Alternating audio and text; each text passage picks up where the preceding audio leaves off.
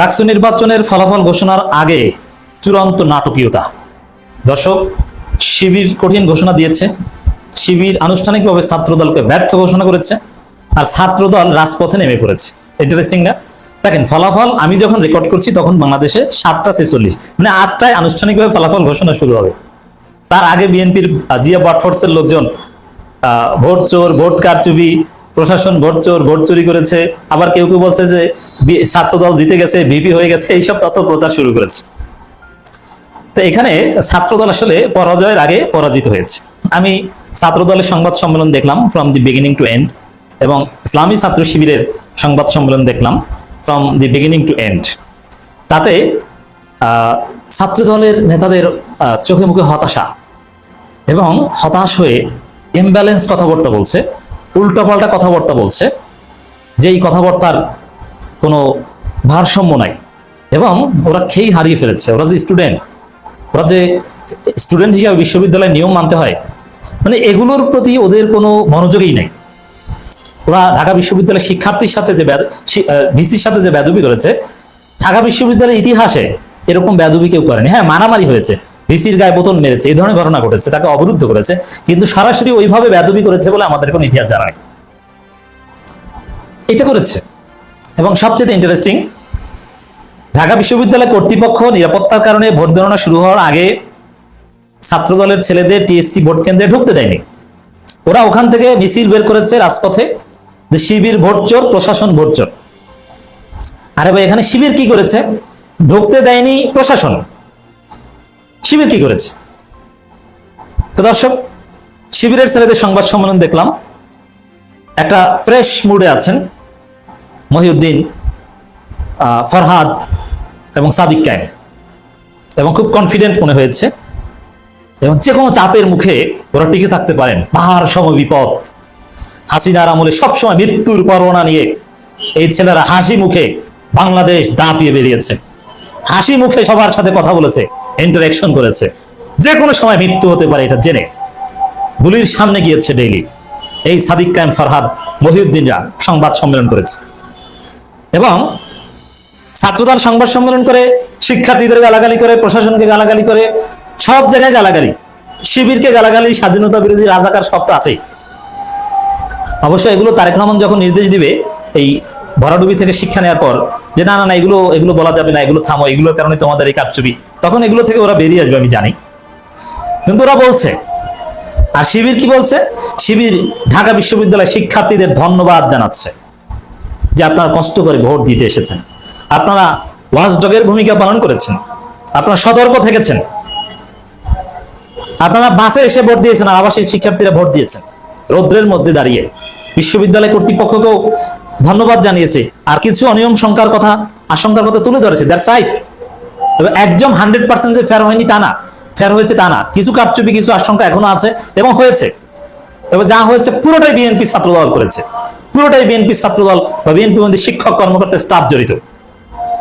শিবির বা শিবির সংশ্লিষ্ট এক সিটে পরিমাণ কারচুপি ডাকসু নির্বাচনে হয় নাই। যদি হতো, এতদিনে ওরা ঢাকা বিশ্ববিদ্যালয়ে লন্ডনের নির্দেশে বোম মেরে উড়িয়ে দিত, যদি শিবিরের পক্ষে এক বিন্দু পরিমাণ কারচুপি হতো। কোনো কারচুপি হয় নাই, তাতেই ওদের পরাজয়ের গ্লানি ঢাকার জন্য ওরা কারচুপির প্রপাগান্ডা চালাচ্ছে। আর কারচুপি হলে, আই রিপিট, বোম মেরে উড়িয়ে দিত। কারণ পুরো ঢাকা বিশ্ববিদ্যালয়ের চারপাশ ঘিরে রেখেছে বিএনপি সন্ত্রাসীরা, যুবদলের গুন্ডারা। অবশ্য জামাতের লোকজনও আছে সতর্ক অবস্থানে, রাস্তার একপাশে জামাত, কোথাও, তবে অধিকাংশ জায়গা বিএনপির দখলে, ক্যাম্পাসের আশেপাশের এলাকাগুলো। তবে ঢাকা বিশ্ববিদ্যালয়ের ভিতরে গ্যাঞ্জাম করতে আসলে ছাত্রলীগ, আওয়ামী লীগের চাইতে করুণ পরিণতি হবে, আমরা হুঁশিয়ারি করে দিচ্ছি। তো দর্শক, যত অনিয়ম প্রত্যেকটা মেকআপ করার চেষ্টা করেছে, মানে সমাধান করেছে, এবং কোনো অনিয়ম হতে দেয়নি। এমনকি 21 সালে যে ছাত্রদলের হয়ে বিএনপির স্টাফ যে ভোট চুরির চেষ্টা করেছে, ওটা কিন্তু শেষ পর্যন্ত করতে পারেনি। এর মানে চুরির চেষ্টা হয়েছে কিন্তু করতে পারেনি। এখন ফলাফলে কি হয়, দ্যাটস ডিফারেন্ট। ঢাকা বিশ্ববিদ্যালয় থেকে ভুয়া সাংবাদিক গ্রেপ্তার, এর মানে ভুয়া সাংবাদিক সেজে এসেছে গ্রেপ্তার। নিঃসন্দেহে বিএনপির জিয়া বটফোর্সের লোক, খোঁজ না। এরপরে ছাত্রদলের ভুয়া পোলিং এজেন্ট ধরা পড়েছে, ছাত্রদলের এজেন্ট, ভুয়া এজেন্ট, এর কোনো কার্ড নাই, কিছু না, বলে যে আমি ছাত্রদল এজেন্ট। কারচুপির চেষ্টা করতে সব আটকে গেছে। তো বিএনপি জামাত দুই পক্ষের লোকবল জড়ো করছে, এটা আবু বকর মজুমদার বলেছে। তাদের লোক আছে, এনসিপির তার লোক নাই, তারা তো আর জড়ো করতে পারে না। এই যে নাসির বা ছাত্র দলের নেতাদের কি অবস্থা দেখেন, এরা বলছে ঢাবির কিছু শিক্ষক শিবিরের ভাষায় কথা বলছে। আচ্ছা, শিক্ষক শিবিরের ভাষায় কথা বলছে, ভিসি রাজাকার। তো এই দেশে তারেক রহমান আর ছাত্র দলের গণেশ ছাড়া ভালোটাকে এটা একটু বলেন না। তাও তো নিজেরা ভালো না, যে অমুকে দালা তমুকে দালা, গুরু 5টা নিজেদের মধ্যে। ডাকসুতে 78% ভোট করেছে, এটা নজিরবিহীন। এত ভোট ডাকসুর ইতিহাসে কখনো করেনি। 78-এর চেয়ে প্রায় 79% ভোট করেছে। এবং সারা দেশে ওদের পরাজয় টের পেয়ে বিএনপি ছাত্র দলের জিয়া বটফোর্সের লোকজন শিবির স্বাধীন বাংলাদেশের প্রথম ভোট চোর এটা বলা শুরু করে। আরে ভাই, শিবির কি ক্ষমতায় নাকি? একটা সামান্য ছাত্র সংসদ নির্বাচনের পরাজয় মানতে পারছেন না, গণতান্ত্রিক রায় মানতে পারছেন না, তাহলে আপনারা গণতন্ত্রে বিশ্বাস করেন না। টিএসসি কেন্দ্রে প্রবেশে বাধা পেয়ে শিবির ভোট চোর স্লোগান আবিদুলের। আচ্ছা, বাধা দিয়েছে কি শিবির?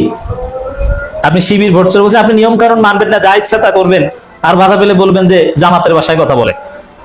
আপনি নাটক করবেন, সে নাটক ধরিয়ে দিলে বলবেন যে শিবির।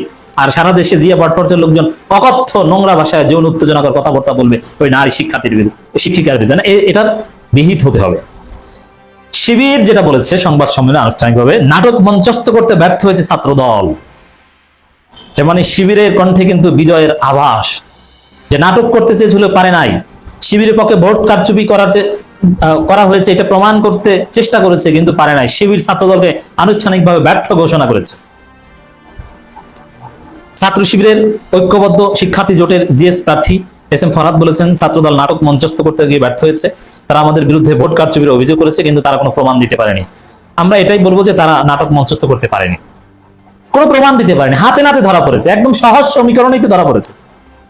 আরে সাদিক কায়েমের সিলমারা বা ক্রস চিহ্ন দেওয়া যদি ব্যালট পেপার ধরিয়ে দেওয়া হতো, তাহলে ওই ব্যালট পেপার নিয়ে গোপন কক্ষে তুমি গেছো কেন?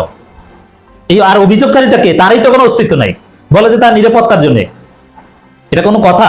তাহলে কি তোমাদের নিরাপত্তা নিয়ে ভয় নেই? কারচুপির অভিযোগ করছে, একজনকে ভুয়া সাজিয়েছে, ফোনে ধরিয়ে দিচ্ছে না। এইসব ধান্দাবাজি করলে হবে না, বলতে হবে যে আমার সাথে এটা হয়েছে, কেন হয়েছে ব্যাখ্যা করতে হবে। মানে নাটক ব্যর্থ। আর শিবির নাটক ব্যর্থ এই কথা কেন বলছে?